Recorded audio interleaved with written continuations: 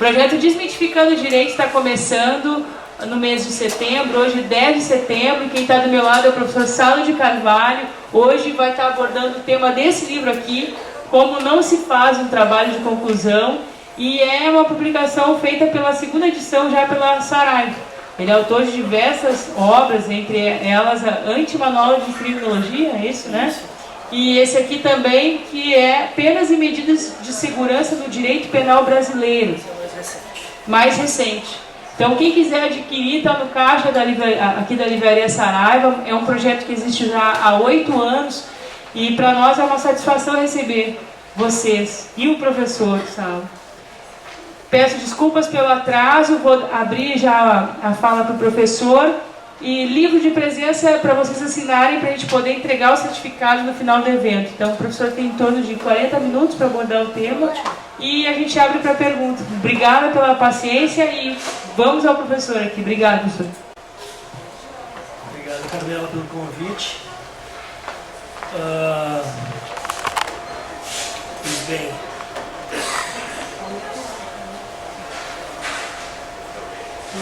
Boa noite a todos, a todas, amigos da plateia.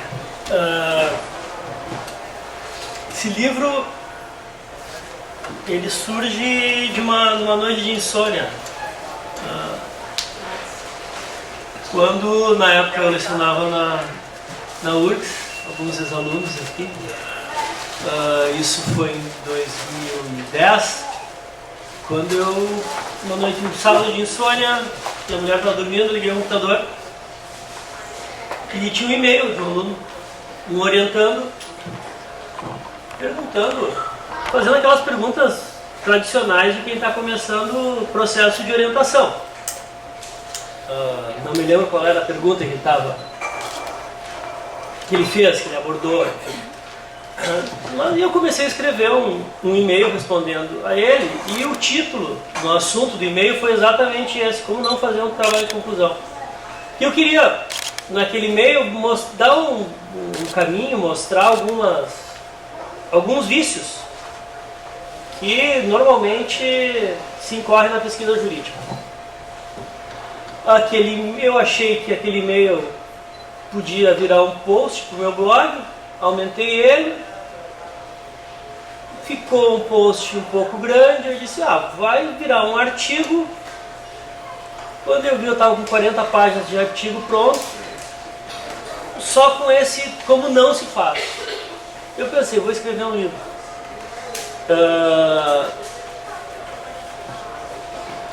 Claro que essa abordagem negativa, como não se faz, ela estava esgotada naquelas 40 páginas. E daí o que eu pensei foi o seguinte: bom, muito nos criticam, né? Nos criticam, eu digo, quem está na crítica do direito, como eu, há muito tempo, o que é uma crítica que eu acho injusta, mas enfim, muitos nos criticam de que normalmente só se apresenta críticas e não oferece soluções. Eu pensei, a segunda parte, então, eu vou oferecer algumas alternativas. E daí eu trabalho. Na realidade, eu fiz um levantamento de material que eu tinha, sobretudo orientado no mestrado, no doutorado, trabalho de conclusão, enfim, iniciação científica. E eu arrolei 15 casos que eu considerei casos virtuosos de pesquisa. E daí faço uma análise desses 15 casos, demonstrando como é possível fazer algo diferente. Então, um pouco a estrutura desse trabalho é isso: uma primeira pauta negativa, digamos assim, como não se faz, e a segunda, uma pauta positiva, como é possível fazer alguma coisa diferente. Porque, infelizmente, e esse é um diagnóstico de quem está desde 1996 orientando o trabalho de conclusão, dissertação de mestrado e tese de doutorado, e participando de muitas bancas, infelizmente, os trabalhos de conclusão na área do direito são todos iguais. Todos. Tem um padrão burocratizado, um padrão que se universalizou.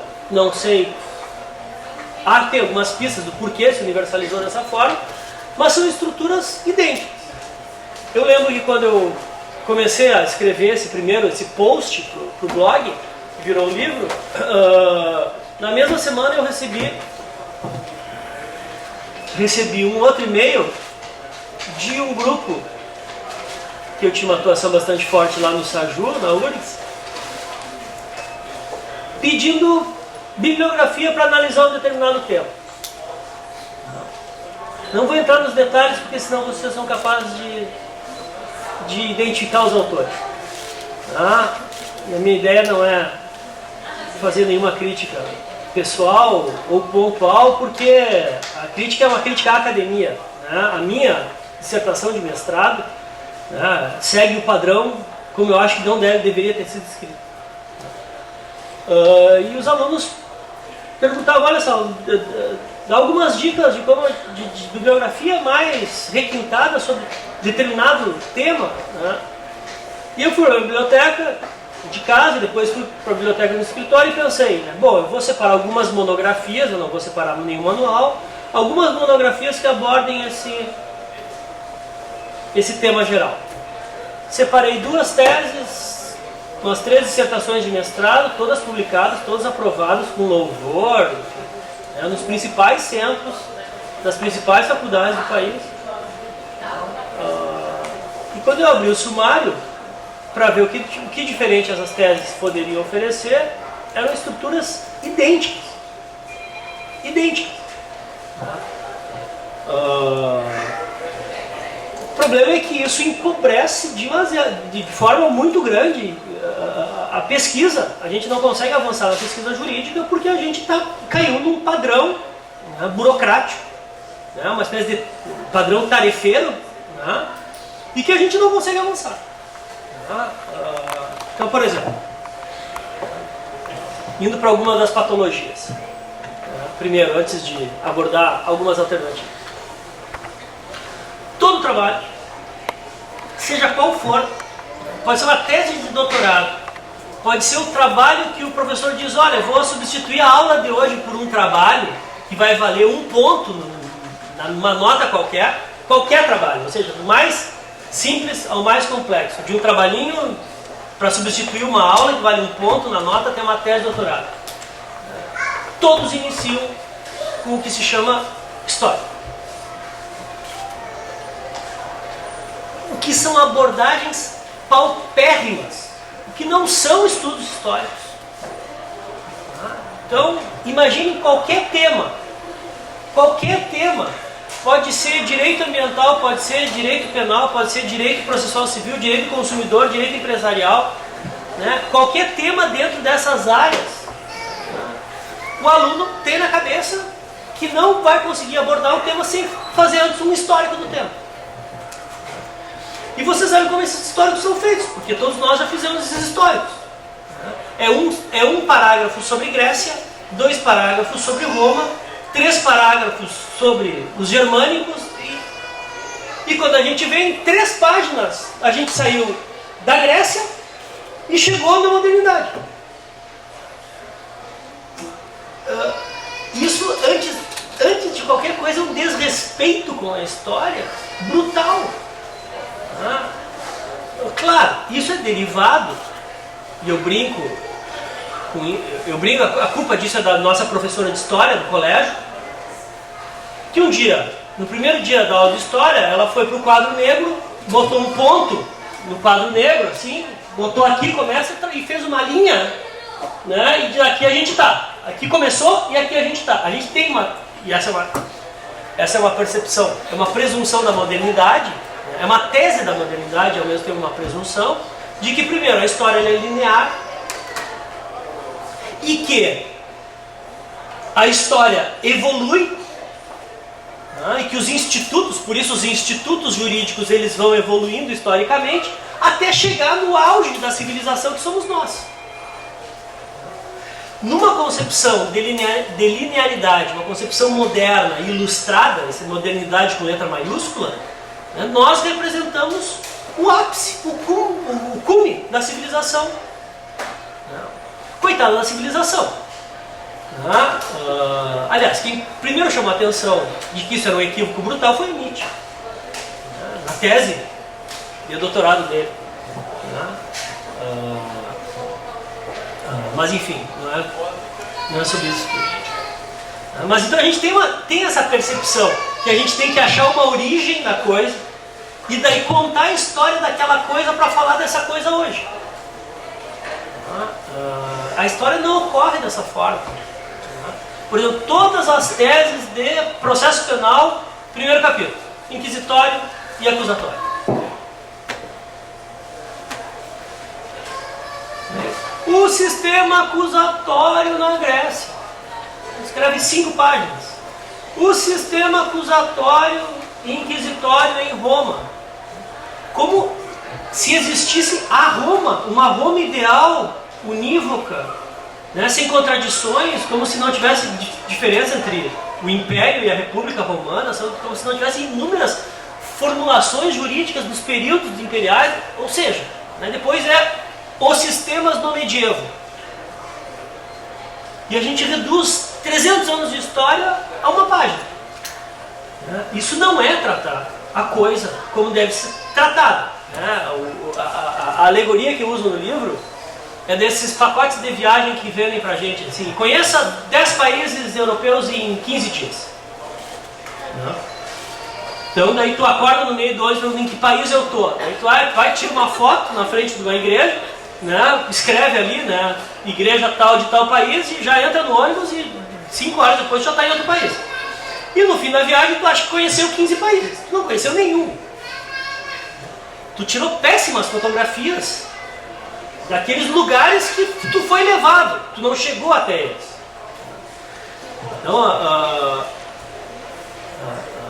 o Walter Benjamin, autores da Escola de Frankfurt que eu mais gosto, admiro, enfim, uma das categorias que ele cria é a do flaner, né, dessa figura que passeia pelas cidades, né, e tenta habitar as cidades, olhando a arquitetura, observando as pessoas, né, e nessa brincadeira, nessa alegoria com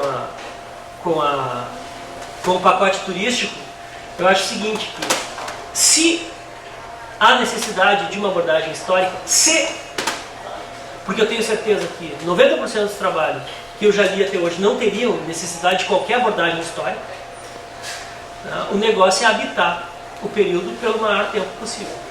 Ao invés de conhecer 15 países em 10 dias, ir para uma cidade, um bairro, e ficar os 10 dias naquela cidade, naquele bairro, indo tomar café da manhã sempre na mesma cafeteria, indo conhecer o cara da fiambreria, conhecendo o cara que vende o jornal, lendo o jornal da cidade, ou seja, habitar o espaço, habitar o local.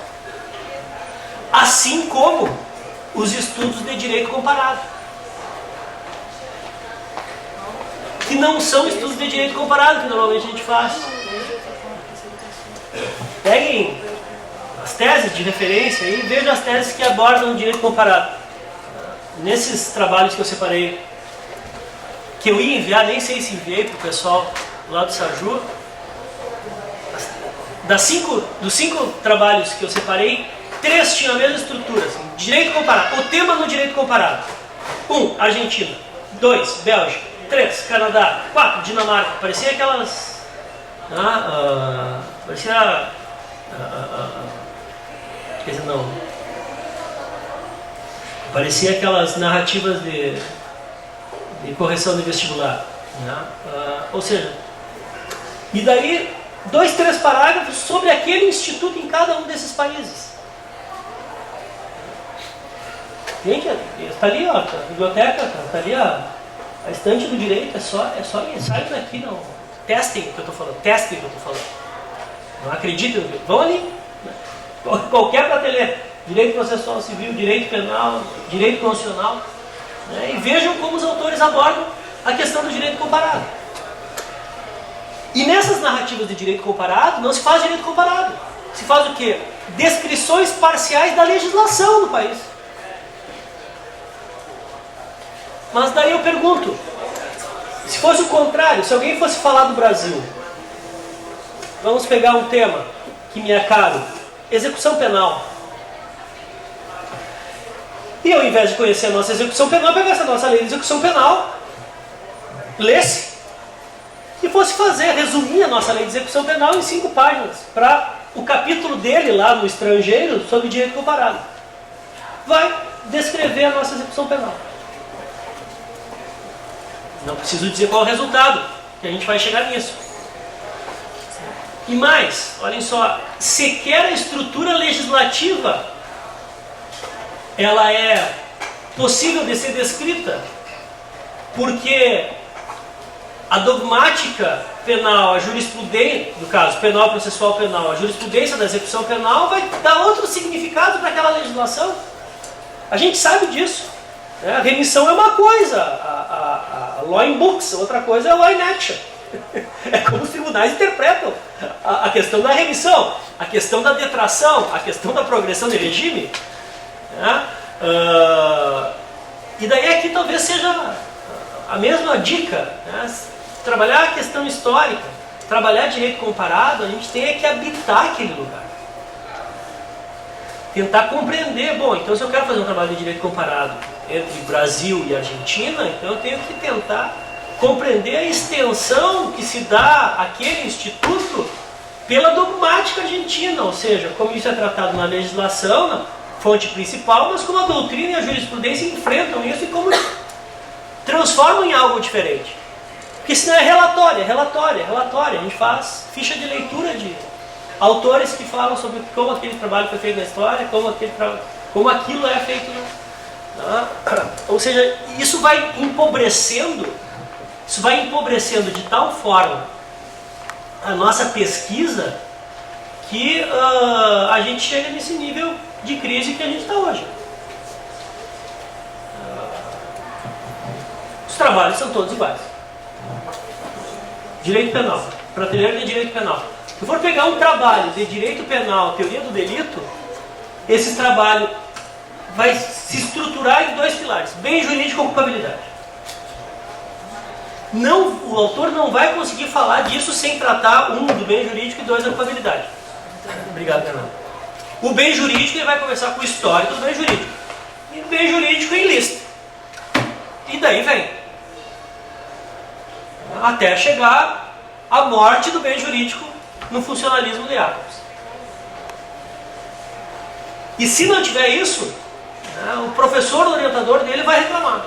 Como tu não fez uma história? Como tu não enfiou 500 notas de rodapé? Porque quanto mais nota de rodapé, quanto mais citação, significa que teve mais pesquisa. Isso não é pesquisa, que é o terceiro problema que eu queria abordar. Então, a primeira questão do histórico e a segunda questão do direito comparado, que são ilustrações da patologia, que são as ilustrações mais claras, que eu acho que todos vocês conseguem perceber. Mas isso é o pano, mas tem um pano de fundo nisso, que é uma orientação que invade a lógica jurídica de que pesquisa jurídica é pesquisa bibliográfica. Mas não é nem pesquisa bibliográfica, é relatório bibliográfico que a gente faz. Então o sujeito pega um catatal de livro, daí tem a que eu chamo de síndrome do chalezinho na serra, daí acha que daí ele vai alugar um chalezinho na serra, vai pegar o chalé da sogra, pega um monte de livro, vai para o tal do chalé, fica uma semana lá naquele chalé, cheio de mofo, porque faz 6 meses que ninguém vai naquele chalé, fica naquele chalé na serra, lendo aquele monte de livro e fazendo ficha de leitura. Então o que o fulano de tal diz sobre o bem jurídico? Diz isso, o outro diz isso. Depois me parece que ele pega aquele monte de ficha de leitura e baralha. Então, o bem jurídico para List diz que o bem jurídico para List, para ele, é isso. Daí o Welsel diz que o bem jurídico para List é isso. Daí o Kaufmann diz que o bem jurídico para List é isso. Então daí o bem jurídico do Kaufmann. O Roxin diz que o bem jurídico do Kaufmann e os trabalhos eram todos iguais. E relatório. Qualquer um pesquisador mais sério de uma outra área diria o seguinte: a gente não faz pesquisa bibliográfica, a gente não faz pesquisa no direito. A gente faz relatório bibliográfico.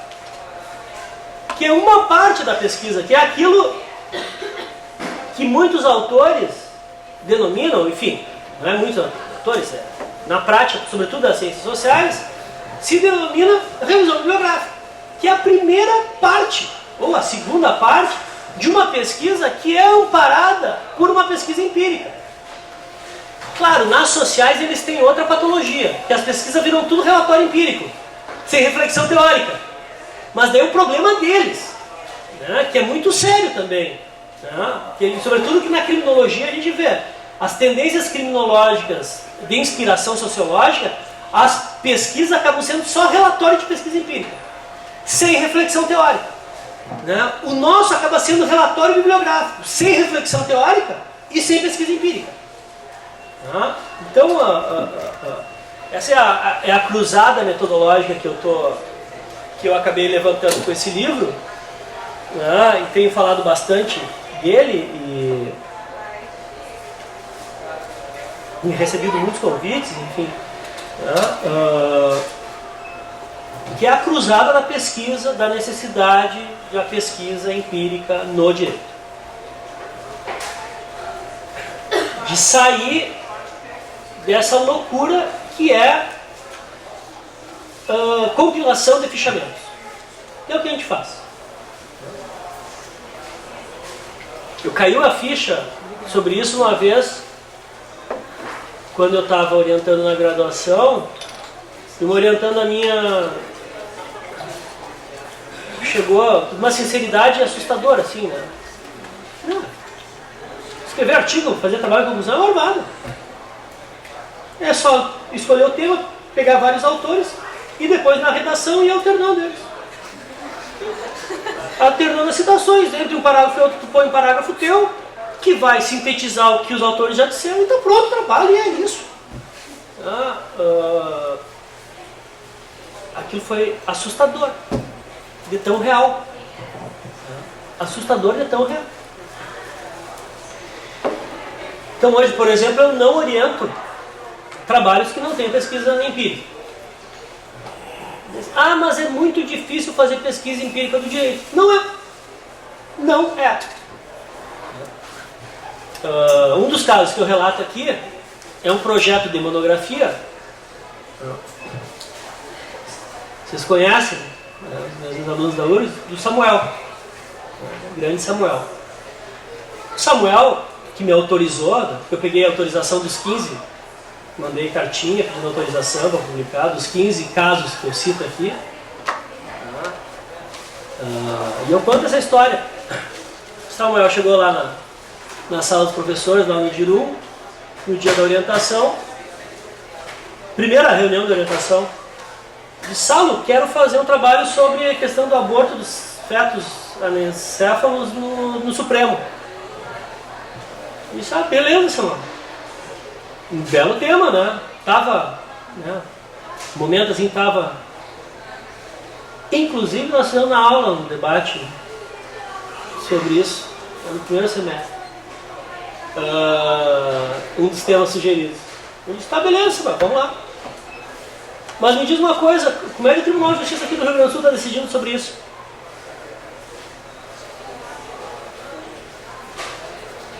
Não sei. Mas eu acho que na época ele trabalhava no tribunal. Mas tu não trabalha no tribunal? É que o tribunal está decidindo.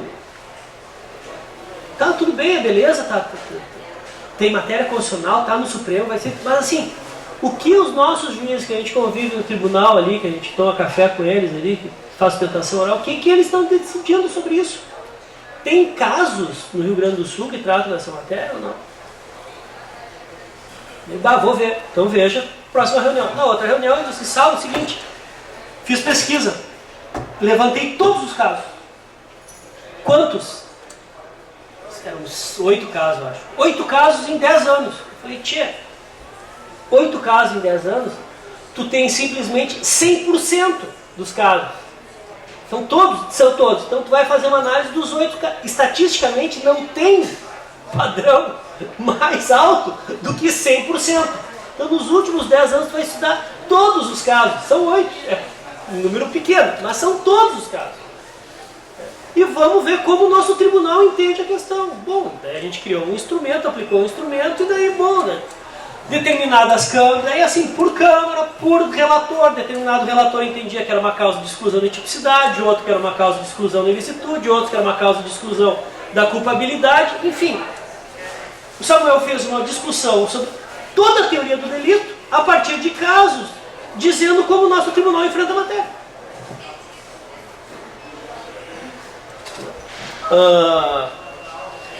Porque tem outro problema também. Tu percebe? É uma pesquisa empírica? Claro que é, porque é uma pesquisa documental. Estou trabalhando com fonte primária. Pesquisa empírica não significa necessariamente que eu tenha que morar com alguém que tenha feito aborto de feto encefálico. Não é uma etnografia. Né? Não é, a questão, até pode ser, seria muito interessante também, mas não é uma etnografia.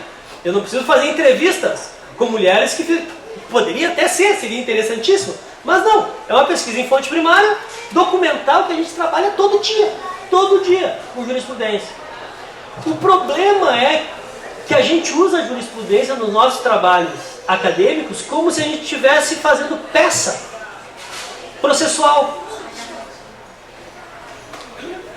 Então eu estou falando sobre, eu tenho uma posição sobre esse tema, digamos, que é da causa que o aborto de feto anencefálico não constitui delito porque incide uma causa de exclusão de atipicidade. Então eu parto desse pressuposto, eu vou pegar as jurisprudências que amparam, vou botar ali e vou sustentar minha tese, eu vou fazer um uso seletivo, funcional, utilitário da jurisprudência. Que é completamente equivocado para um trabalho acadêmico. Não estou dizendo que se no meu escritório eu tivesse alguém processado, denunciado pelo Ministério Público, eu não ia fazer isso. Claro que eu ia fazer isso, eu tenho que fazer isso. Agora percebam, são trabalhos distintos. Uma apelação, uma resposta à acusação, os memoriais finais que eu faço no escritório, é outra lógica. Porque ali primeiro eu estou representando alguém, né, eu como advogado, estou representando alguém, eu tenho uma tese e eu vou procurar doutrina e jurisprudência que sejam úteis para sustentar minha tese e para gerar uma argumentação para o juiz. Isso é uma coisa, trabalho acadêmico é outra. Claro, trabalho acadêmico é outro. Eu tenho que ter... Primeiro, o uso da jurisprudência tem que ser um uso onde eu tenho um critério mínimo de levantamento do estado da arte daquela situação. Que é isso? Bom, então quais são os casos? Como são julgados esses casos? Que é um dos casos, é o único caso meu que eu cito nesse livro, né? Mas quando eu estava na PUC, eu ganhei um edital do Ministério da Justiça, da Secretaria de Assuntos Legislativos, que era sobre a aplicação da pena, que foi inclusive base jurisprudencial da segunda parte desse livro aqui, do Penas e Medidas. A pergunta que a Secretaria de Assuntos Legislativos queria fazer, porque ela projeta as reformas penais, em termos políticos criminais, é o seguinte: como é que os tribunais superiores, STJ e STF, está julgando a questão da pena mínima, está aplicando a pena mínima? Esse era o problema que eles nos forneceram. Então, o que a gente fez? Claro, aqui eu estou trabalhando em outra dimensão, porque nesse caso aqui eu tenho uma equipe de pesquisa, tinha uma equipe de pesquisa. Uma equipe de pesquisa com 4 mestrandos e, se não me engano, 8 pesquisadores de iniciação científica, ou seja, um grupo. Mas o que a gente fez nesse caso? Bom, eu tenho um problema de pesquisa, saber como o STF e o STJ estão encarando a aplicação da pena e como essa aplicação da pena está sendo... Quando essa pena é aplicada no mínimo. Esse é o problema de pesquisa. Então, primeiro, eu vou ter que fazer o levantamento da jurisprudência. Então, primeiro, eu vou ter que, olha só, criar um banco de dados de jurisprudência. Hoje é uma barbada, porque tem tudo na internet. Então, eu tenho que coletar essa jurisprudência. Então, a primeira coisa que a gente fez foi o seguinte: 8 palavras-chave, que são as 8 do artigo 59, vamos aplicar e vamos puxar a jurisprudência. Mas a gente pensou, não, mas espera aí,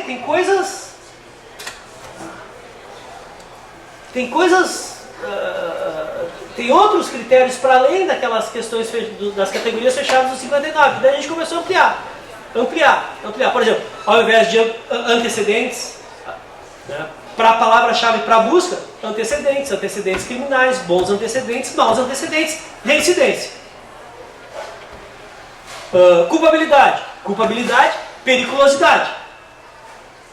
Para ver o critério da aplicação da medida de segurança também. Enfim, e inúmeros outros. Chegamos a 25 palavras-chave. Pegamos 25 palavras-chave e daí separamos 2 períodos. 2006 e 2008. Primeiro semestre de 2006, primeiro semestre de 2008. E salvamos todos os julgados que apareceram. Deu 2.500 julgados. Os números eu não me lembro direito, mas foi assim um número menor. Olha só, e tudo isso sendo relatado, né? Porque isso é a pesquisa. Semana passada na aula do mestrado lá na UFSM, primeira aula do semestre, estava dizendo para os alunos, né, que era a primeira discussão metodológica também, assim, olha, todas as reuniões com o orientador, porque eu primeiro perguntei qual o tema de investigação de vocês, eles foram dizendo, né, daí uma menina disse, era esse, mas daí na última reunião com o orientador já tá assim. Relata isso. Isso tem que ir no teu relatório. Isso já é a pesquisa. Isso já é a pré-compreensão de como o teu tema evoluiu. Porque a gente também não está acostumado a falar na primeira pessoa. Né? Eu dizendo para ela, olha, quando tu for apresentar teu projeto de pesquisa, tu tem que dizer o meu, na primeira pessoa, porque vai ter o meu tema inicial de pesquisa, era esse. Na reunião com o orientador ele me disse isso, e a gente achou que ia melhor isso. É um pouco que os antropólogos falam de diário de campo, né? Tem um diário da pesquisa, como isso foi realizado. Então é isso, nós começamos com 2.000 julgados, 2.500 julgados. Só que a gente viu que tinha muito julgado repetido, claro. Então a gente fez um filtro, no segundo filtro, o primeiro filtro, para excluir julgados repetidos. Daí a gente começou a ver que tinha muito julgado da matéria extrapenal, por exemplo, periculosidade. Tinha ações do STF sobre adicional de periculosidade. Justa causa, por exemplo, que era uma das palavras, também. Enfim, só matéria penal. Depois, só matéria de aplicação da pena, porque bons e maus antecedentes, reincidência vai trazer questão lá de processo penal de cautelares, vai trazer questão de execução penal, ou seja, filtra. Bom, daí nós chegamos num filtro final que constituiu o nosso banco de dados, que era, agora não me lembro, mas dava 250 julgados no STJ, nesses 2 períodos, olha só, ficou 10%, e 80 no STF. Primeiro semestre de 2006, primeiro semestre de 2008. Bom, já começou a ficar crível, já ficou possível fazer análise qualitativa, porque até então nós estávamos na quant filtrando. Na realidade nós só estávamos montando um banco de dados ainda. Daí, bom, o que é uma pesquisa estatisticamente representativa? 50% é ótimo, poderia ser 20%, mas daí nós resolvemos fazer 50%.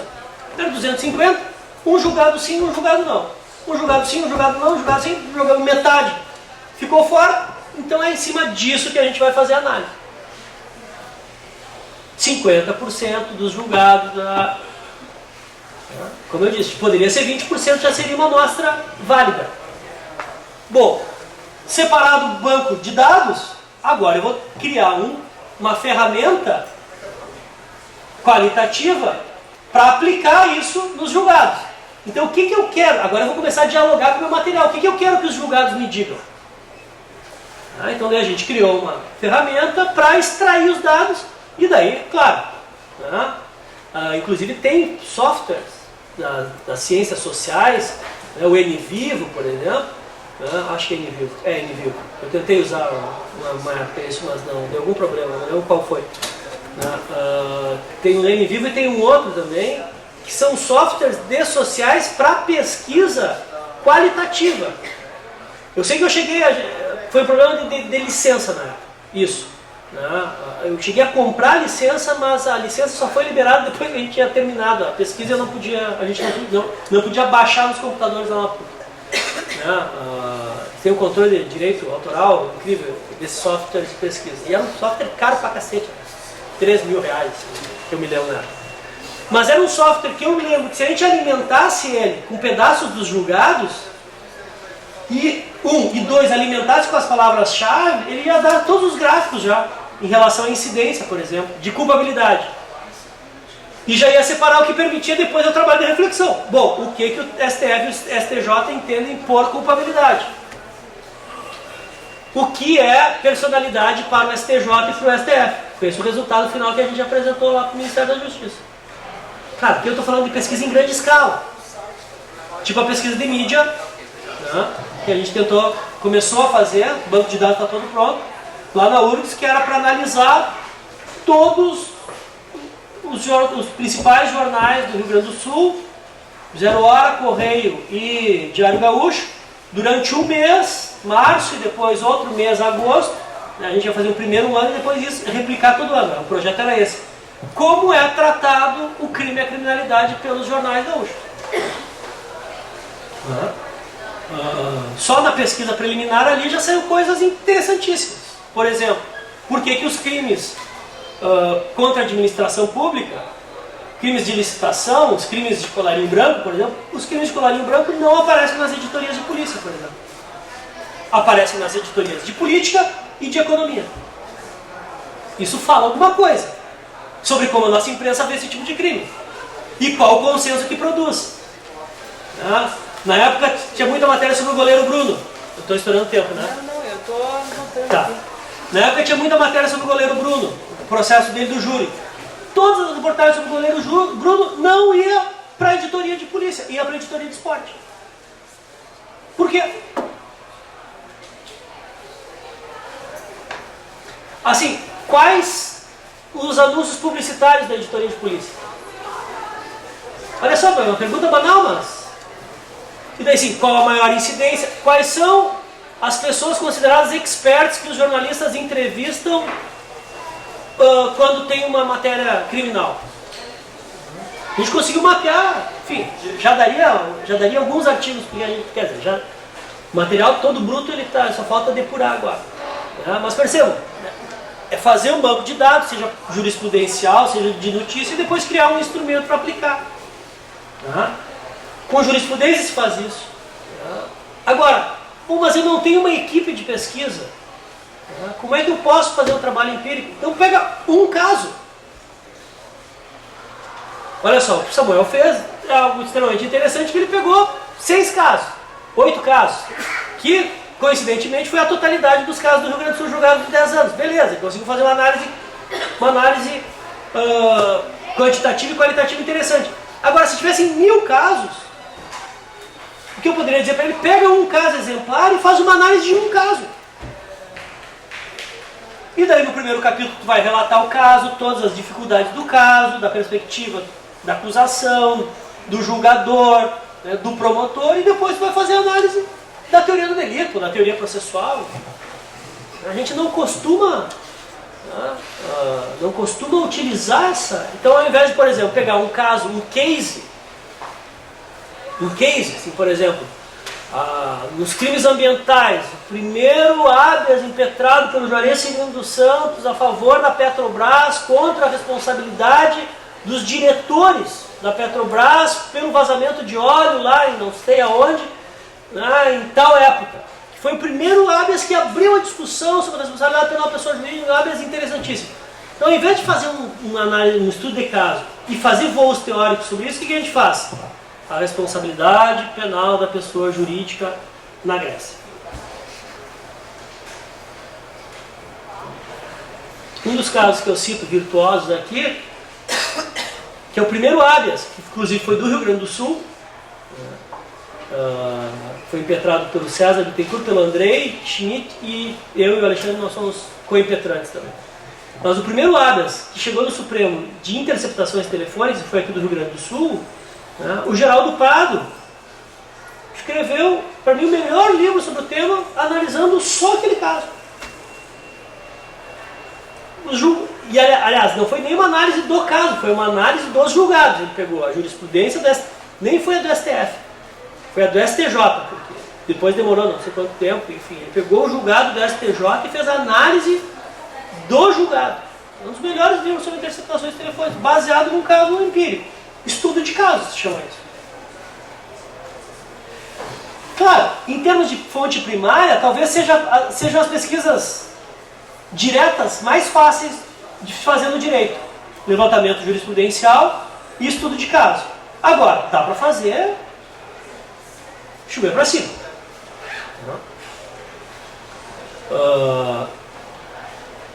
Tive um caso que eu conto aqui também, antes desse. Por exemplo, pesquisa de observação. Lembrei agora, não sei porque lembrei do Lênio, que é a dissertação do mestrado do Lênio, que está publicada pela Livraria do Advogado, Tribunal do Júri, mitos e algumas mitos, fantasias, tem um subtítulo bem estrequiano. O Lênio era promotor em Santa Cruz. Santa Cruz do Sul aqui. Era promotor em Santa Cruz. E tinha um mito na cidade de que o Tribunal do Júri de Santa Cruz condenava mais que o Tribunal do Júri de Rio Pardo. E a explicação que se dava para essa suposição, que era senso comum nos fóruns, na cidade, era de que em Santa Cruz se condenavam mais porque era tradição alemã e em Rio Pardo se era mais tolerante com o crime por causa da tradição lusa. Uma hipótese do senso comum, interessantíssima. A gente não pode... Mafezoli, Morin já nos ensinaram que as hipóteses do senso comum são altamente relevantes para a ciência. O que o Lênio fez? Foi estudar, pegou casos de Rio Pardo e casos de Santa Cruz. Assistiu, daí não na condição de promotor também, né, porque não pode se confundir tanto com o objeto, até pode, mas não nesse caso, não seria o caso, né? Assistiu julgados, entrevistou pessoas e comparou, durante um certo período de tempo, os casos julgados em Santa Cruz e em Rio Pardo. E conseguiu desvelar o mito, que na realidade era muito mais uma questão da formação do conceito de sentença, das características dos conselhos de sentença, do que propriamente da origem étnica e cultural da cidade, em termos de tolerância com o crime ou não. Embora a aparência fosse essa. É interessantíssimo isso tudo. Infelizmente, eu disse isso para ele, infelizmente nas últimas edições do livro, ele tirou a pesquisa empírica. Está só a reflexão teórica. Mas a pesquisa empírica ainda está nas entranhas do livro. Mas na primeira e na segunda edição da Livraria do Advogado, pela estante virtual, vocês conseguem. Está lá toda a pesquisa, a metodologia. E é isso, é de pegar e... Bom! Tem um estudo da Carla Limena sobre Lei Maria da Penha. É uma dissertação de mestrado dela. Foi professora substituta lá na URGS. O mestrado dela foi no Ciências Criminais, lá na PUC. Foi minha aluna. Orientador, professor Ney Fayette de Souza, tem um monte de trabalho sobre Lei Maria da Penha. Um monte. Um monte de trabalho igual. Tudo comentando os artigos de lei, né? Quando não, tem aqueles. Porque os maridos na Babilônia já batiam as mulheres. No Código de Hammurabi, a violência doméstica, né? Nas ordenações filipinas. Enfim. O que a Carla fez? Ao invés de fazer uma narrativa da lei, fazer um comentário, né? E eu não tenho dúvida que só isso seria um belo trabalho, porque ela tem uma base feminista muito interessante, feminista pós-moderna muito interessante, que permitiria, por si só, uma análise, atravessar teoricamente a lei, que também, trabalhos desse nível são importantíssimos. Né? Mas além disso, que ela fez essa análise também, o que ela fez? Foi assistir audiência nos juizados de violência contra a mulher. Chegou lá e sentou, audiência pública, né? Sentou durante um mês, não me lembro. Daí, claro, tem que ter agenda, tem que ter relatório, tem que ter diário de campo, porque senão a informação se perde. Senta lá, então ela, sei lá, eu acho que eram 2 vezes por semana, terça e quinta, durante 2 meses, assisti 5 audiências.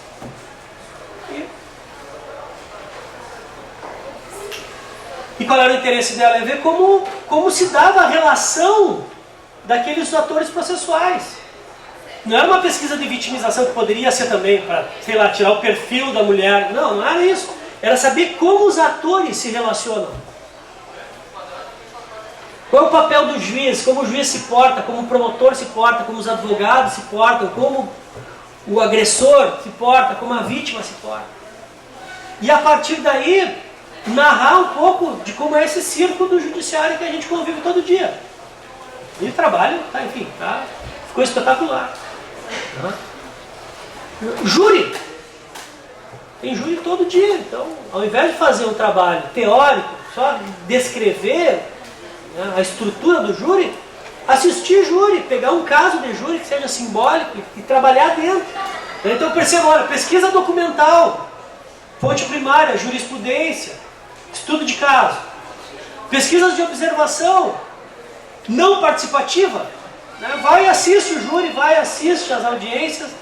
Agora pode ter pesquisa de intervenção e de observação participativa direta, que daí sim, ainda para essas duas formas de abordagem, eu acho que a gente tem ferramentas suficientes.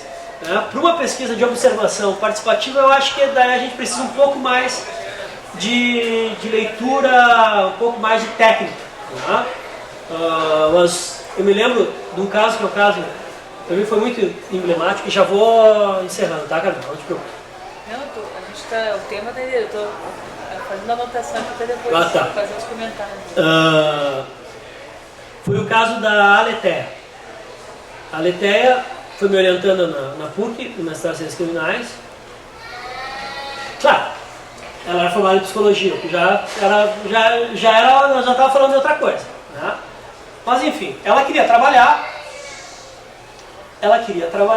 na dissertação o processo de prisionalização do agente penitenciário, não do preso.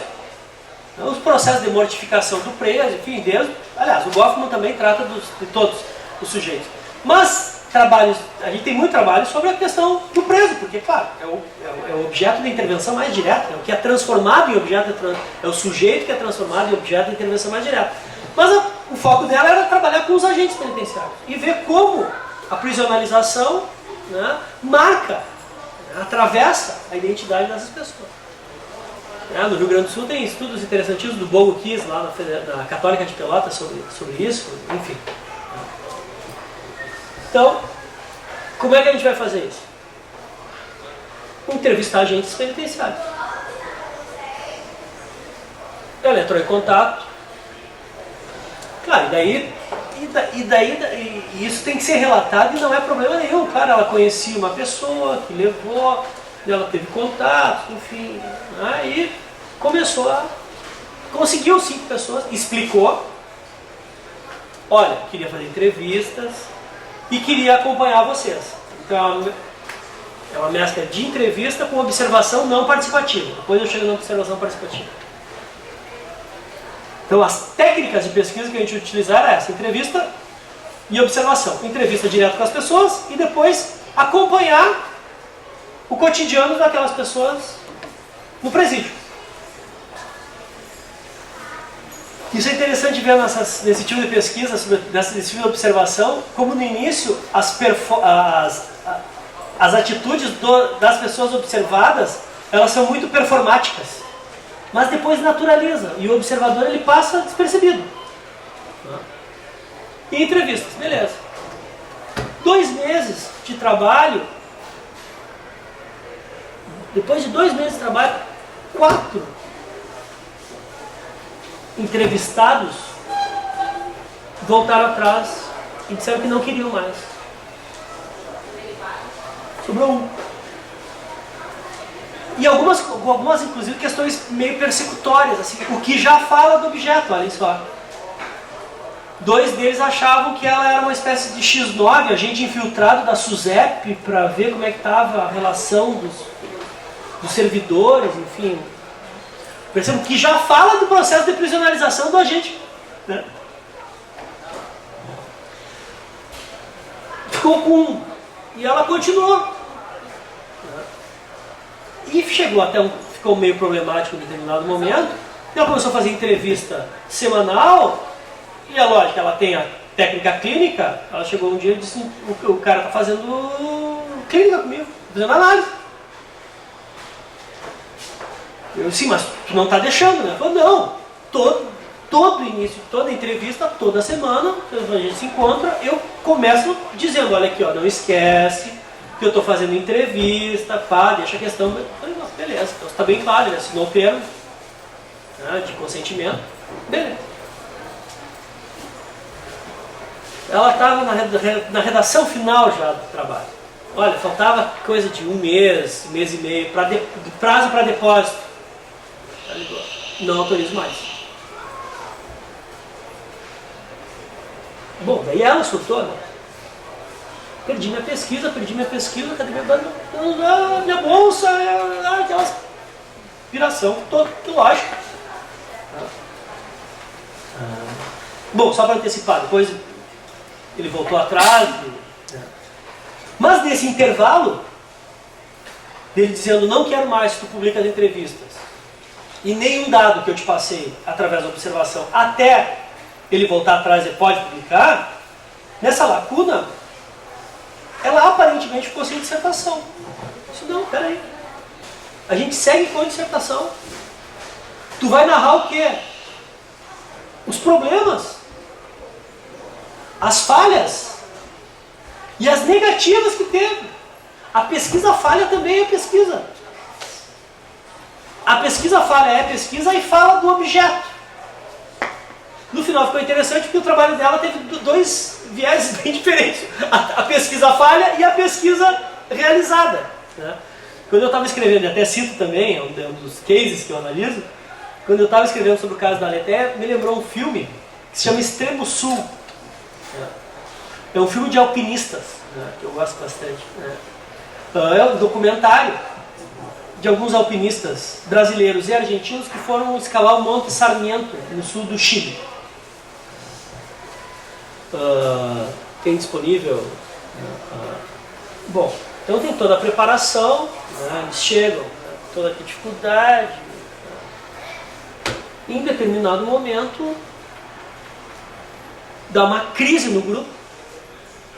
Não vamos conseguir escalar. Não vai dar, não tem médico suficiente, não tem equipe de apoio suficiente, não. E daí começa aquele discurso, porque nós não somos dignos de escalar essa montanha. Aí começou uma piração. Bom, eu não vou contar o fim do filme, mas vejam, né, como, né, pesquisas, e o documentário é uma pesquisa também, né, só que ela é documentada de outra forma, falhas também são pesquisas. Né, por isso a importância de narrar as etapas de pesquisa. Né. E por fim, vamos ver se eu tenho tempo ainda, já estourei meu tempo, mas por fim, eu acho que tem uma observação participativa bem interessante, né, que é da Mari, né, da minha mulher, que ela fez. Aqui foi uma mescla de observação participativa e pesquisa de, digamos, experiências comparadas, não de direito comparado. Ela é sobre drogas, o mestrado dela, um dos mestrados, ela fez dois mestrados, um dos mestrados dela na Universidade Autônoma de Barcelona, em que ela comparou, ela frequentou durante um mês e meio, uma clínica de recuperação de drogodependentes, dependentes químicos, em Barcelona, que utilizava uma política de redução de danos com as práticas da justiça terapêutica aqui de Porto Alegre. Comparando essas... E esses casos, assim o Marcelo Maiora também, a pesquisa dele sobre drogas também tem um quê de observação participativa. Ele daí fez com os juizados especiais, não é o juizado, como é que é o nome? Não tem juizado especial, é o juizado especial criminal, não tem corte de drogas. Nos juizados especiais ele fez o levantamento para ver qual a resposta punitiva que estava sendo aplicada E daí não só participou, assistiu entrevistas, como assistiu às audiências, fez entrevistas, né, e teve ações interventivas nas terapêuticas, digamos assim, né, nas propostas terapêuticas que eram oferecidas. Daí é um trabalho que é um trabalho de um pouco mais de fôlego, né? Uma das pesquisas, isso é típico da etnografia antropológica. A antropologia tem essa técnica de observação participativa, né, e de intervenção mesmo. Uma das pesquisas mais interessantes que eu li, que é do antropólogo do Hélio Silva, com a Cláudia Milito, eles foram contratados por uma agência governamental para narrar a situação dos meninos de rua, né, no Rio de Janeiro. E daí ele narrando, ele estava no apartamento, a Cláudia Milito, eles eram casados na época, estavam no apartamento deles no Rio, meio que preparando o campo, quando vamos, quando não vamos, eu disse, não, vamos agora. Como assim? Vamos fazer etnografia. Vamos sair de casa, agora. E fizeram isso.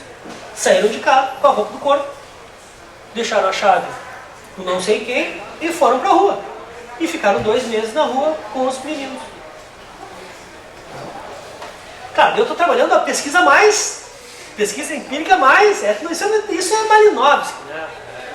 Antropologia urbana, mas é como Malinowski indo lá dos argonautas do Pacífico, né? Indo nas tribos, não deixa de ser uma tribo, é uma tribo urbana, né? Claro, quem sabe um dia, na pesquisa criminológica, na faculdade de Direito, a gente chega nesse nível, né?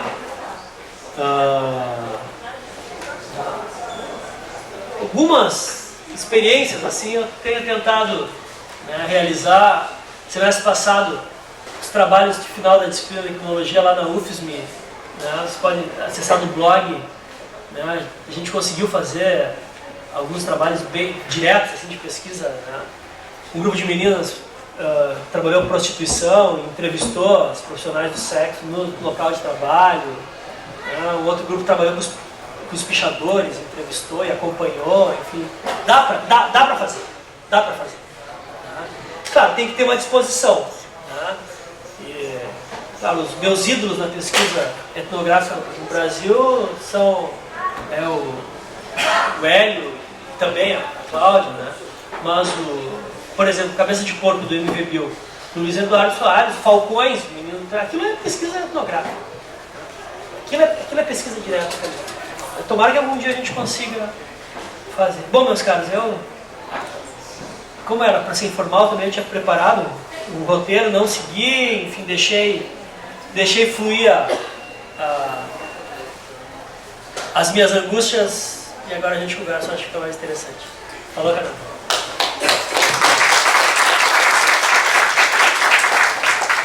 Quero agradecer, professor Salo, e acho que é muito importante, né, o tema que tu propôs, e é uma dificuldade que eu mesmo, quando fui fazer meu mestrado, tive bastante preconceito na universidade, e vou pedindo para vocês pensarem nas perguntas que a gente vai dar de presente, aí, uns livros para os participantes que questionarem aí, para estimular a participação. Mas vou contar só, e até como relato, e falar... Sim, tu fez pesquisa direta. Né? E falar de uma dificuldade, agora do meu outro desafio, assim, né, que até aproveitar essa oportunidade. Lá eu fiz a pesquisa sobre a escola de samba de Mangueira, né, como o samba desencadeia a participação espontânea da democracia. E uma das perguntas que a banca me fez e questionou foi que eu tinha feito uma pesquisa de 10 anos. Eu procurei fontes de pesquisa em jornais, revistas, artigos, 10 anos sobre o programa social da escola de samba. E dentro dessa pesquisa eles questionaram que a fonte, que seria a fonte secundária, desvalorizaram a informação por ela ser de revista, ser de jornal, e consideravam como fonte secundária. Foi essa uma das questões que colocaram, e eu acho que o teu pensamento em relação à pesquisa é bem avançado em relação à academia, né, pelo que a gente vê, E acredito assim, agora o novo desafio, que eu vou tentar em 2 lugares, né, para fazer em Direito, doutorado, ou em Neurociências. Que o doutorado, se for em Neurociência, vai ser a sensibilização dos sentidos de sentir o direito. Então, formas de sensibilização dos sentidos para aprender o conhecimento. Como as pessoas sentem a justiça sendo feita pelo direito.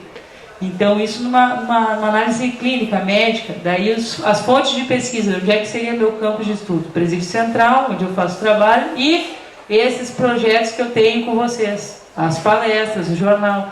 Como seria a pesquisa se for feita em neurociência? Seria com testes cognitivos e exames de sangue, para trabalhar esse estudo. Então, estou tentando esse lado pela neurociências, né? Agora, na questão das políticas públicas, né? Se eu for fazer em direito, políticas públicas, a minha ideia seria trabalhar a justiça, né?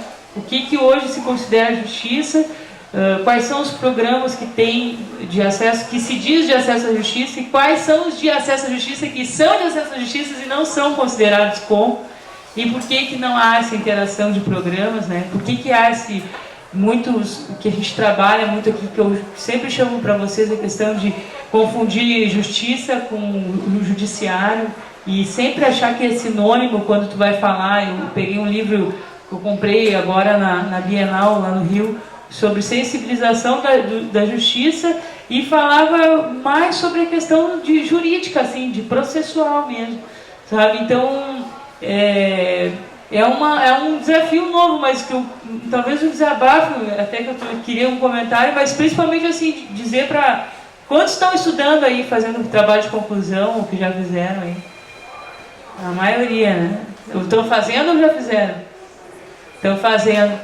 E eu queria que vocês, eu acho que também ouvisse, essa é uma angústia só minha também, porque eu acho que é muito importante, assim, e os professores que vão assistir também esse vídeo, saírem do comodismo, né? Porque assim, dá trabalho tu sair da ideia de pegar a fonte que tu tem a certeza e confiar no teu aluno, que ele foi lá e fez uma pesquisa realmente, que ele fez aquela entrevista, que teve aquela seriedade. Mas é uma coisa que eu acho que me deu muito mais prazer, né? Visitar a escola. Apesar de eu não ter feito assim, pergunta direta para a escola, eu analisei toda a documentação e fui conferir com os funcionários lá se aquilo que realmente aquilo aconteceu, se foi aquilo que se teve. Então, houve um processo assim de preocupação, de não só assim, de conferir aquilo, né? Olha, saiu isso, isso e isso, aconteceu, como é que foi isso? Isso existe? Como é que está? Esse projeto está em andamento ou não está? Então, eu acho que é bem motivante, assim, e agora com o doutorado tem essa nova bagagem. Mas eu quero saber de vocês, aqui eu quero sortear um livro. Se alguém quer, que vai ser o primeiro aí a participar, tem alguém interessado em abrir o coração aqui para dizer as angústias acadêmicas, vamos ficar à vontade. Vou pedir para tu fazer um comentário enquanto isso. Bom, são várias questões. Primeiro, são inúmeras técnicas distintas, né? É infindável, são infindáveis as possibilidades de fazer pesquisa, né? Isso que me assusta um pouco, né? Quando o aluno chega, mas como? O que eu faço além disso? Tem um mundo além disso, né? É que a gente reduz a uma pobreza metodológica que não é digno de chamar o que a gente faz no Brasil hoje de pesquisa. É simples, né? Eu não quero ter pesquisa. Bom, que é a mesma questão em relação às fontes de pesquisa. Mesmo pensando assim, mesmo a revisão bibliográfica que a gente faz é uma revisão bibliográfica pobre. Na área da criminologia, por exemplo, que é onde criminologia, direito penal, penologia, onde eu tenho os meus estudos mais concentrados. Isso tem que ser elogiado. Mas nos últimos 10 anos, a CAPES fez convênio com todas as principais editoras internacionais. Nós ingressamos, nos últimos 10 anos, no mapa editorial internacional e nos principais indexadores internacionais de pesquisa. O que significa? Significa que se eu pegar minha senha da biblioteca lá da UFSM, né, se pegar da URGS, da PUC, da INRITER, e eu configurar, né, isso tem todas, porque eu já vi, né, até porque eu já tive na URGS, estou na UFSM agora. E a minha mulher dá aula no INRITER. É só configurar o Google Chrome, né, com uma configuração muito básica lá de proxy que está na primeira página dessas bibliotecas, e eu coloco a minha senha ali, eu entro hoje no British Journal of Criminology, né, o periódico mais tradicional do mundo de criminologia, e com essa senha eu baixo toda a última edição. Toda a última edição. Né? O American Journal of Sociology estava atrás do texto original, um tempo atrás, do Sutherland, da pesquisa sobre crime de colarinho branco, publicado em 1940. Onde é que foi publicado? No American Journal of Sociology. Entrei lá, via portal da CAPES, com a minha senha da biblioteca, e baixei em PDF. A Sage, que é a principal editora das humanas e sociais do mundo, que edita, né, a revista asiática de criminologia, a revista australiana de criminologia, a revista da Sociedade Norte-Americana de Criminologia, a divisão da... Não, essa é da Rutledge, mas enfim, Punishment Society, que é o principal periódico de penologia, olha só a especificidade, edita a revista Criminologia Feminista. Ou seja, eu me cadastrei lá uns anos atrás e disse: eu quero receber por e-mail as informações de tais revistas. Hoje em casa eu recebi um e-mail: olha, foi publicada a última revista da criminologia feminista, está disponível online. Na realidade, ela sai como outubro. E eu já tenho acesso. Nós estamos... Não tem mais justificativa, que aquilo que é uma espécie de coitadismo que me irrita profundamente. Mas nós aqui, a gente não tem acesso à bibliografia, não consegue livro. Cara, compra pela Amazon. Tu entra na Amazon, mas está muito caro. Compra livro usado na Amazon por $1.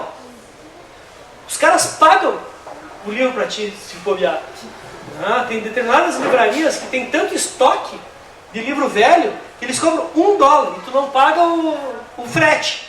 Eles estão pagando para desovar os livros.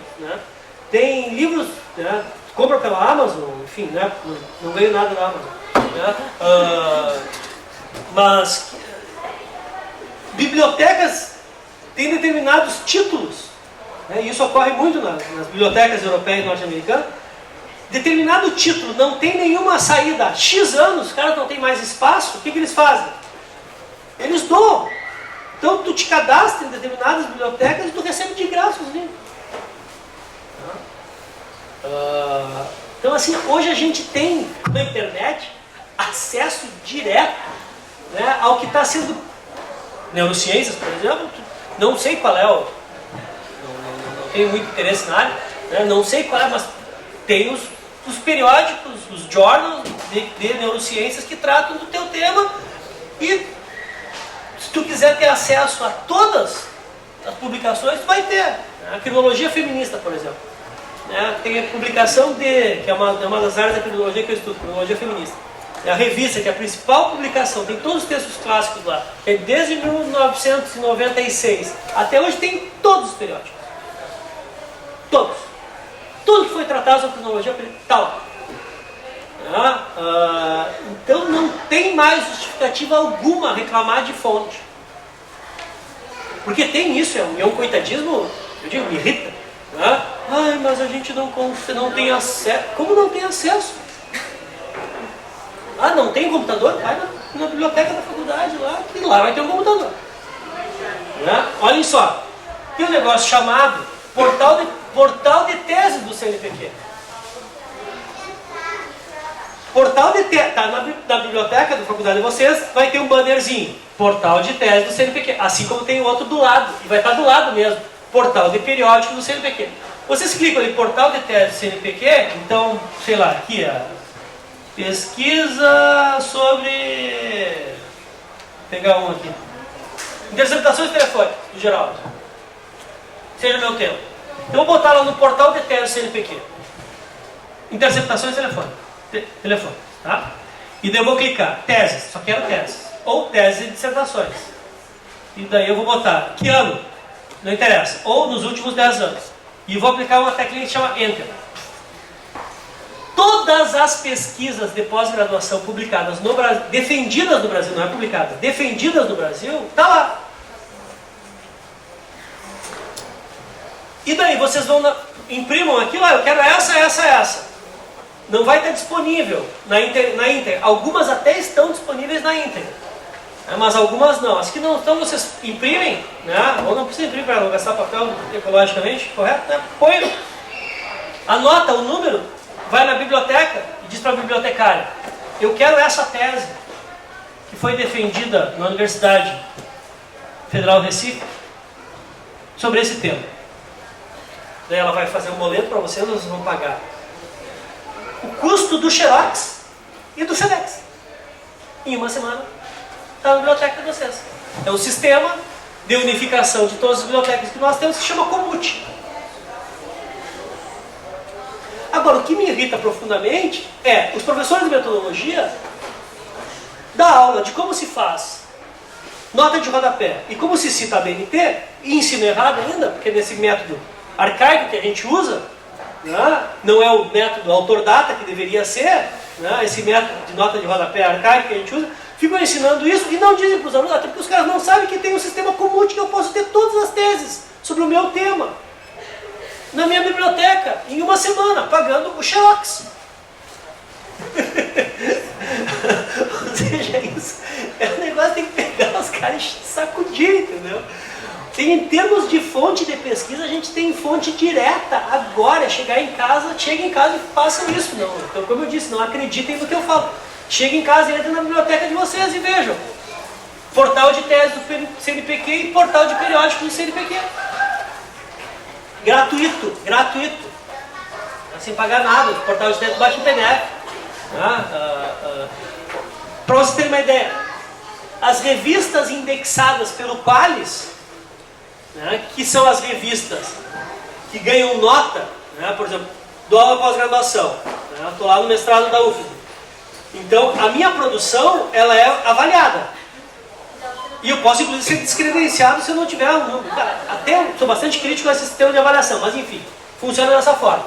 Então, eu tenho que ter algumas publicações em periódicos, A1, A2, B1, tem toda uma classificação.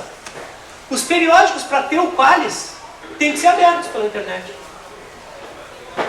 Claro, está levando muita editora a quebrar. A RD, por exemplo, aquelas revistas tradicionais, estão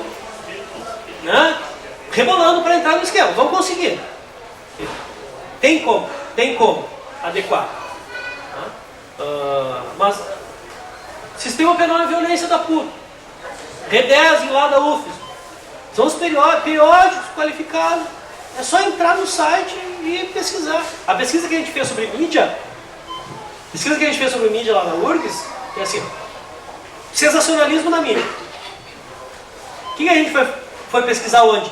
Não nas faculdades de Direito, não na faculdade de jornalismo. Então a gente pegou principais centros de jornalismo do país, começando pelo Rio Grande do Sul. Fabico, Famecos, Unicinos, UF, Federal Santa Catarina, levantamos X. Todas têm periódico. Então, fomos nos periódicos de todas e levantamos. Assim, claro, é um trabalho braçal, mas em 2 dias tu tem todos os artigos publicados pelos principais centros, porque está tudo na internet.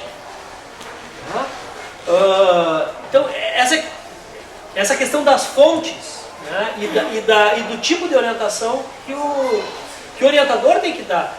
Porque o orientador tem que ensinar o caminho. O problema é que tem orientador que esconde a fonte. Que é a mesma coisa do professor que não diz o livro que usa.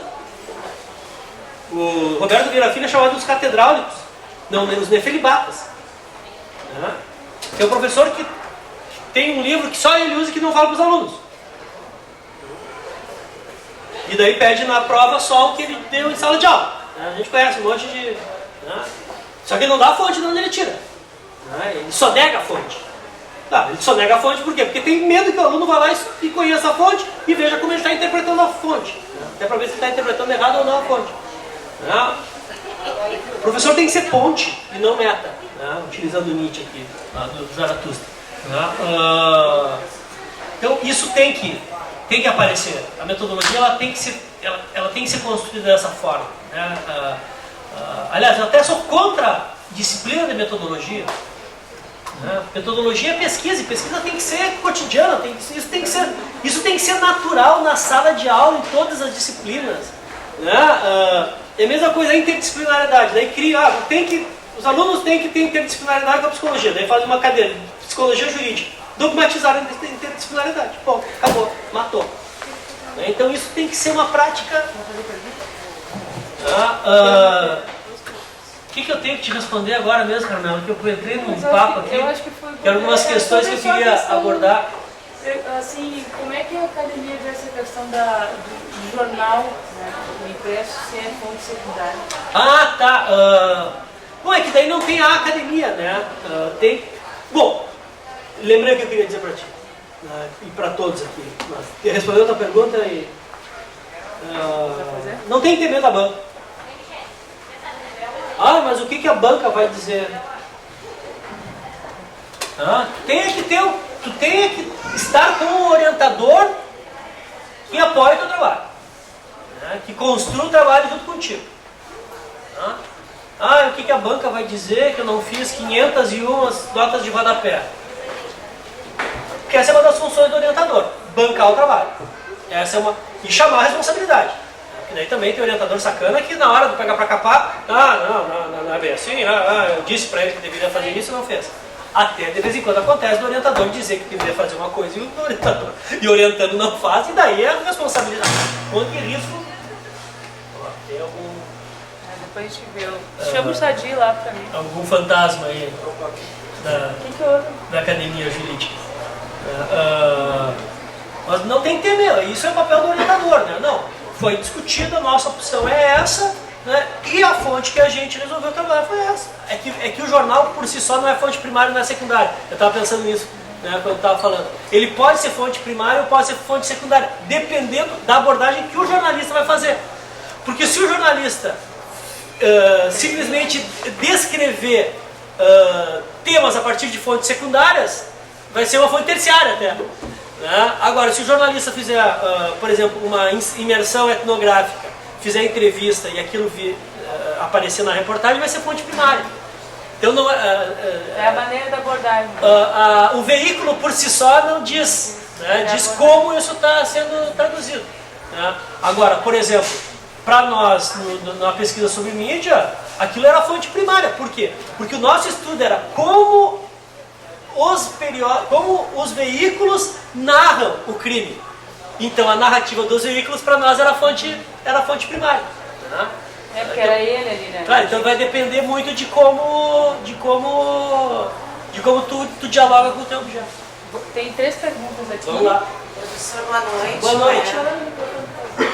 Ok, professor, boa noite. Obrigada pela palestra. O meu nome é Silvana, eu sou professora de História, ainda uso a linha do tempo no quadro negro. Sou estudante de Direito da Faculdade Dom Bosco. E o meu tema, sobre o meu TCC, eu estou fazendo o projeto, eu gostaria de falar sobre a redução da maioridade penal. Não por coitadismo, mas eu realmente estou com alguma dificuldade de encontrar bibliografia sobre isso. Inclusive já fui ver aqui, está difícil. São 3 livros esgotados. E eu queria colocar para o senhor, assim, que eu conversei com alguns professores e eu realmente pensei em fazer também uma pesquisa de campo. Realmente para ver como a sociedade vê a questão da redução da maioridade penal, frente às questões de violência que envolvem o adolescente, enfim. E o professor colocou que teria que ter toda uma metodologia específica para tornar essa pesquisa de campo científica. Pelo que o senhor está colocando, me parece que o trabalho é tão mais enriquecedor quando contempla assim, várias opiniões, doutrinas, jurisprudência.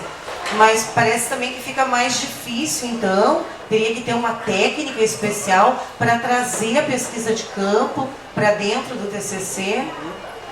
Então, uma das minhas perguntas é essa, né? Como realmente viabilizar a pesquisa de campo dentro do TCC? Trazer, então, assim, a sensação, né, as opiniões, as angústias da sociedade frente ao tema. E a questão da bibliografia, além da jurisprudência, aonde encontrar quando está difícil? Obrigada.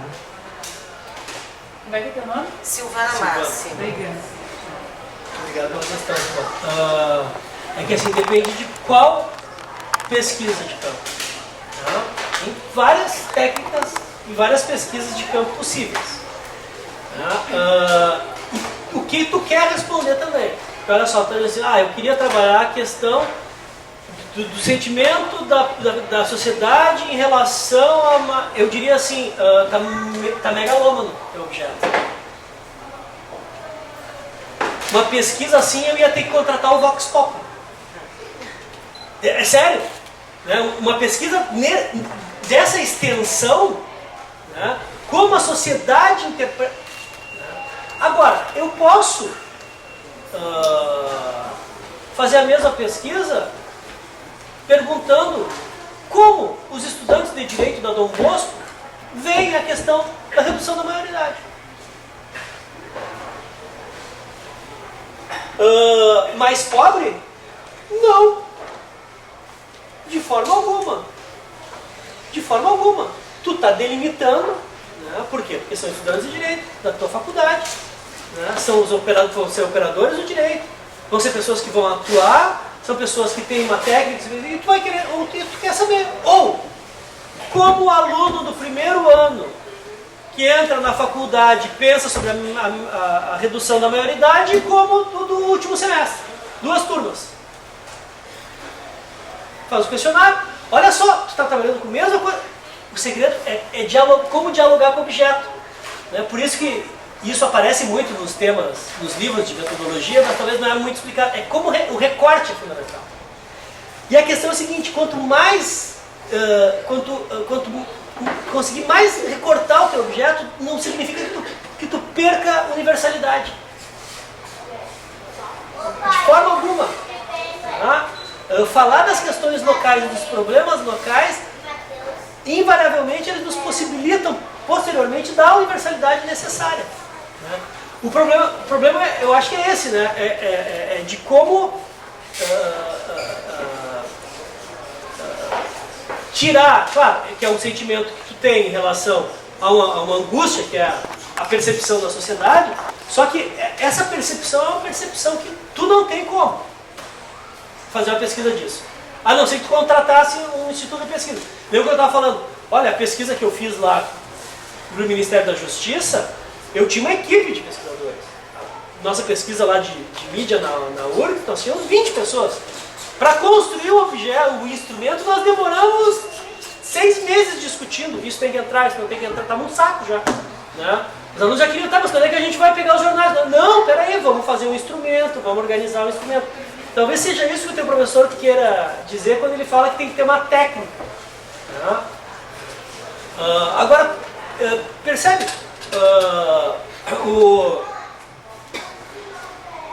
Um dos grandes antropólogos que nós temos, o Gilberto Velho, tem um livro que é um livro que modifica no cenário brasileiro a criminologia, inclusive, que chama desvio e divergência. Nesse desvio e divergência, é um dos primeiros estudos sobre antropologia urbana no Brasil, no início da década de 70. Ele vai estudar a questão do desvio no condomínio Grimório, no Rio de Janeiro. Quais são as práticas desviantes ali na comunidade dele? A partir daí ele fez reflexões teóricas que mudaram a forma de pensar a antropologia urbana no Brasil. Né? Ia ser muito difícil, o desvio no Rio de Janeiro. Agora, por exemplo, eu posso falar Por isso que eu posso fazer uma bela tese de direito de família analisando um caso específico. Né? Eu não perco a universalidade. Né? Então eu acho que é isso, é recortar o objeto. Efetivamente, querer... E também essa questão da sociedade é muito difícil, porque qual sociedade? A sociedade brasileira, quando vai ter uma extensão territorial nacional para fazer a pesquisa, né? Porto Alegre, entendeu? Fala do local onde tu está, que daí tu vai entrevistar teus colegas, tu vai fazer um instrumento. Quer dizer, tô viajando em cima do teu tema, né? Agora, por exemplo, que tu diminui e aproxima, né? Tu consegue, e daí vai te permite o quê? Olhar para as representações que estão sendo produzidas sobre aquele tema na tua faculdade. Isso é enriquecedor para a tua faculdade. Aliás, isso seria de uma utilidade para a tua faculdade incrível. Né? E como é que os alunos estão entrando e como é que eles estão saindo, entendeu?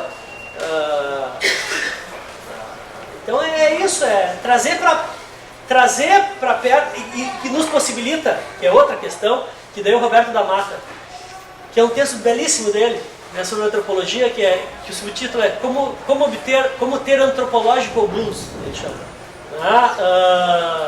Que é uma das frases célebres dele. Ele vai dizer que é como transformar o estranho em familiar e o familiar em estranho. É como tu, analisando, né, por exemplo, nesse caso, os teus colegas, a concepção e a representação deles sobre um determinado tema, como conseguir te estranhar e olhar eles de fora, né, que é o processo inverso, mas muito similar do antropólogo que vai lá do Hélio, que vai viver com vai transformar esse estranho em familiar, vai conviver. Né? Isso possibilita para nós uma visão diferente sobre a alteridade, enfim, isso é enriquecedor. Não sei se não te confundi ainda mais, Ivana, mas... Quanto à bibliografia? Quanto à bibliografia. Eu acho que tu reduziu para o direito. Inclusive amanhã... Na sociologia, por exemplo, né, é que daí tem que ver também quais as fontes assim, que tu procurou. Mas eu diria, por exemplo, na revista do IBCCRIM, tem muito material sobre isso. Talvez não sobre o título, redução da menoridade, mas sobre ato infracional, sobre jovens em conflito com a lei, que vão dialogar com esse teu tema. Acho assim, vai para o portal de teses do CNPq, o portal de periódicos da CAPES, ele, claro, na nossa área, ele tem muito periódico estrangeiro, sobretudo de língua inglesa, porque a linguagem da criminologia é inglês. Né? Tem poucos em português, mas tem. Né? Tem poucos em espanhol, mas tem. E daí assim, não vai para o Google, porque ele vai ter muita bobagem. Qualquer sitezinho que se pretenda jurídico vai publicar qualquer coisa para ter acesso. Agora, existe uma coisa chamada Google Acadêmico, Google Scholar. No Google Acadêmico, põe no Google Acadêmico, vai aparecer o link, Google Scholar. Tu se clica no Google Acadêmico, a pesquisa ali já é uma pesquisa pré-refinada. Só de citações, de artigos, claro, tem muita coisa ruim também, mas eu normalmente inicio as minhas pesquisas no Google, né, pela internet, no Google Acadêmico. Eu ponho um título ou um determinado autor e ponho do lado PDF. Eu estava atrás do texto do Merton esses dias. Merton, título, PDF. Primeira referência. Revista norte-americana de sociologia, cliquei, não abriu, daí pela minha configuração entrei já baixei. Acho que já é uma boa solução. Por exemplo, a biblioteca do IBCCRIM, que é a biblioteca mais atualizada na nossa área que nós temos, e com um volume muito grande de periódicos e de livros, tu faz pesquisa nela pela internet. Te interessa? Manda um e-mail dizendo eu quero tais e tais, mesma coisa. Eles vão tirar um boleto, tu vai depositar o valor do SEDEX e da Fotopar. Eles te mandam. Tá? Acho que tem caminhos eu acho que tem bastante. São duas perguntas, daí eu vou passar as duas perguntas para ti por causa do tempo, tá bom? Ah, tá, claro. Rapidinho. Na verdade, o professor já respondeu em parte a minha pergunta, que era antes, era justamente sobre as pesquisas na internet.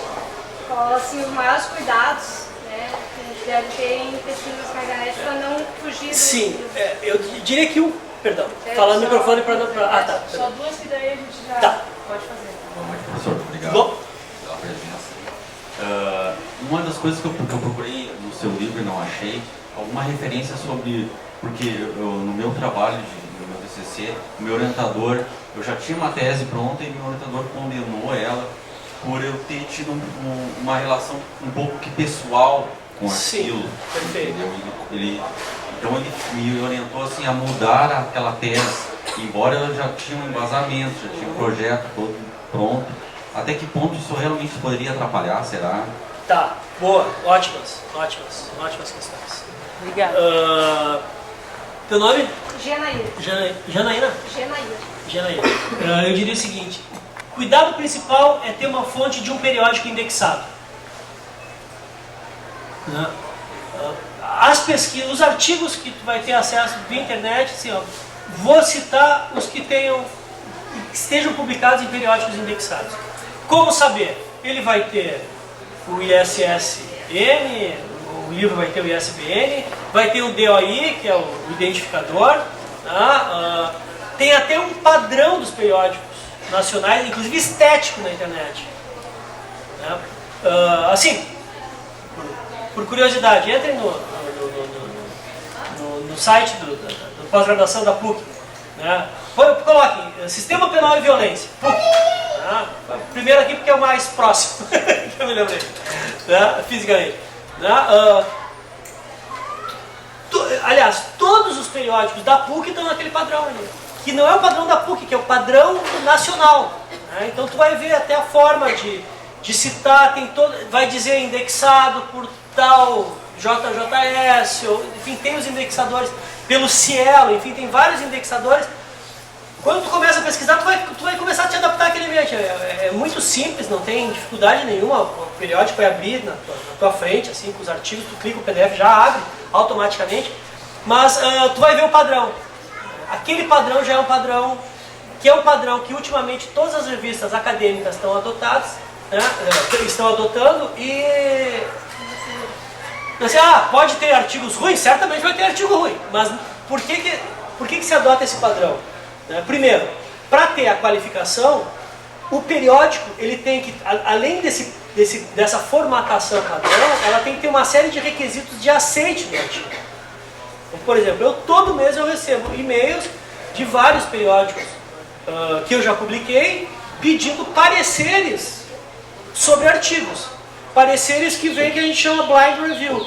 Então, todo periódico, para ser qualificado no Brasil hoje, ele tem que ter um double blind review de cada artigo. Ou seja, dois professores, doutores ou pesquisadores, que dão parecer às cegas sobre o artigo. Isso funciona. Né? Eu recebo, né? Tanto é que, assim, quando claro, porque a minha área ela é muito pequena, e a gente acaba conhecendo a pesquisa das pessoas. Então, já aconteceu várias vezes, eu acho que eu sei de quem é esse artigo. Porque cita tal fonte, cita tal pesquisa que eu sei que ele está fazendo, eu digo, olha, não quero, identifiquei. Pode acontecer de alguém não gostar do sujeito e dar parecer negativo, ou de gostar e dar parecer, mas a tendência do sistema ele tem uma idoneidade. Né? Então, assim, são periódicos indexados, normalmente vinculados a centros de pesquisa, a universidades. Claro, assim, o BCCRIM é um instituto, não é uma universidade. Bom, o BCCRIM, né, eu diria isso. Indexados, vinculados a centros de pesquisa. Né? Parceiro, qual é o teu nome, perdão? Altemir. Pode ter problema. Pode. Né? Que alguém chama de distanciamento do objeto. Provavelmente, teu orientador tenha dito isso. Né? Pode ter e pode não ter. Né? Tu não pode escrever uma autobiografia. Isso definitivamente, a gente ouve muito isso. Ah, fulano de tal, a vida dele poderia virar um livro. A vida de qualquer um pode virar um livro. Teremos vários péssimos livros no mercado. Teremos poucos livros bons. Qualquer vida, qualquer pessoa, qualquer vida de qualquer pessoa pode virar um livro. O juiz que está se aposentando, eu vou escrever um livro das minhas experiências. Pode ser um bom livro, mas pode ser um péssimo livro. Porque as experiências, porque ele pode não saber narrar as experiências dele. Claro, quando a gente tem experiências mais agudas, a gente tem vontade de transformá-las em uma narrativa. Pode ser uma narrativa autobiográfica. Daí vai estar um pouco fora do padrão. Embora eu não possa te afirmar isso com absoluta convicção, porque as melhores narrativas etnográficas que eu já li na minha vida foram autobiográficas. Eu acabei de escrever um artigo sobre sensacionalismo na mídia, onde eu tomo por base A Sangue Frio do Capote, que é para mim um dos vários livros do século passado, onde ele narra o envolvimento dele. Ele vai para o interior profundo lá dos Estados Unidos, onde aconteceu um assassinato, para cobrir o assassinato, e ele acaba se envolvendo com toda a comunidade, inclusive com os autores do fato, com o xerife da cidade, com o promotor, juiz, e ele narra isso. É uma etnografia maravilhosa. Becker, Outsiders de Becker, que é um texto que eu sempre trabalho com meus alunos na faculdade, as experiências que ele narra, o estudo dele sobre músicos de jazz ele fez com a banda dele. Só que daí eu estou falando de dois gênios. Não estou dizendo que tu não possa fazer um trabalho como esse, mas são pessoas, primeiro, que têm experiências muito marcantes, mas têm um local metodológico muito claro para narrar isso como experiência. Também é equivocado a gente achar que só juiz pode falar sobre sentença. Ou de um juiz achar que o trabalho dele sobre sentença, tem um lugar de fala mais autorizado do que outro. Normalmente se requer um distanciamento mínimo do objeto para que aquilo não vire uma autobiografia. E daí quando tu está escrevendo uma autobiografia, a gente escorrega para uma... Não que não tenha validade, mas academicamente vira complicado.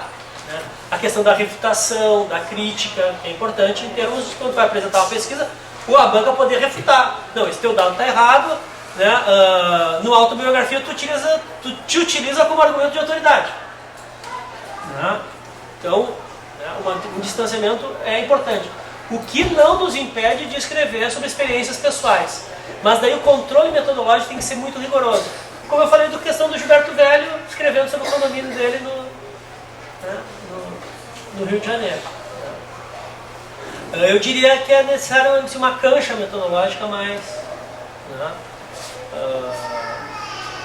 O que não te impede de escrever sobre o tema, que daí é outra coisa. Sei lá, o médico que escreve sobre as práticas médicas, agora não sobre a sua experiência em determinado caso. Enfim, tem sem conhecer teu tema, sem conhecer teu orientador, sem conhecer teu trabalho, tua proposta,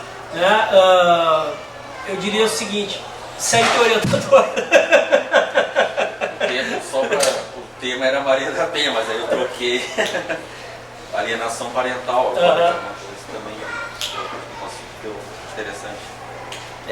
Daí teria que, para entrar mais na discussão, teria que conhecer mais, mas é importante um distanciamento do objeto, eu acho fundamental. Quero pedir uma salva de palmas aí para o professor e para você. Agradecer por vocês estarem aqui conosco e dizer que está sendo gravado, vai para o YouTube, vou fazer a entrega aqui, professor, aqui está teu certificado, E aqui tem a revista também que foi divulgada, o evento, é uma revista, a gente sempre está estimulando que a Almanac faça as divulgações dos eventos, que da mesma forma de divulgar a obra do professor que vem aqui palestrar, e são 100 mil exemplares, vai para centenas aí de lojas, e lembrar que é sempre a terça-feira de cada mês, e eu sempre faço uma foto com um palestrante e com vocês. Então, é a primeira vez que eu falo, e eu quero te agradecer mais uma vez por ter aceitado, e assim, vou convidar para outros eventos, inclusive eu estou organizando o segundo ciclo de estudos de direito do cárcere lá no Presídio Central, e para ver se os guris lá do Criminologia de Garagem fazem uma intervenção, né? Esse é outro projeto que está... Que precisa voltar, eu mas acho, é né? bom. Acaba voltando um especial, né? E a gente vai estar organizando outras oportunidades. Acredito que ainda as pessoas não se deem conta ou até se acomodem muito quando vão falar de pesquisa científica, como para se livrar de mais uma etapa de um trabalho de conclusão. Mas eu acho que é um grande equívoco, porque pode mudar o rumo profissional de cada um de vocês. Então aproveitem bastante esse momento de pesquisa, e acho que a sede da vida é a gente estar buscando, né, e nunca se achar autossuficiente, achar que é dono da verdade ou que já aprendeu tudo, né, porque a gente só aprendeu um pedacinho ali. E para mim também serviu muito as fontes que tu mencionou, porque acho que faz muita falta nas aulas de metodologia, a nível de pós-graduação, né? Assim, dar uma orientação de onde é que vai buscar, de onde é que vai pesquisar. Algumas coisas a gente já sabe por trabalhar com jornal, com isso há bastante tempo, mas assim, e quem não tem? Né? E quem não tem essa orientação? Eu só vou pedir, professor, para tu deixar teu e-mail para quem quiser assistir, e vou pedir para vocês levantarem e ficarem pertinhos, que eu vou tirar a foto aqui em cima desse aqui. Obrigada, boa noite. salo.carvalho@uol.com.br. O meu blog é antiblogdecriminologia.blogspot.com. Meu canal no YouTube é youtube.com/salo.carvalho. Uma rede social acadêmica, aprendam isso, tem um Facebook acadêmico, que é importantíssimo, né? Que se chama academia.edu, onde as pessoas publicam seus artigos. Por exemplo, todos os meus artigos publicados nos últimos 5 anos estão em PDF disponíveis lá. É academia.edu, é ufsme.academia.edu/salo.carvalho. Criem a conta de vocês, é um Facebook acadêmico. E tem Facebook /salo.carvalho, enfim. Eu estou só não tem mídia. Obrigada, professor. Que isso. Aqui eu vou pedir só para vocês virem então para frente e ficar olhando para mim aqui, que eu vou tirar de pertinho todo mundo junto.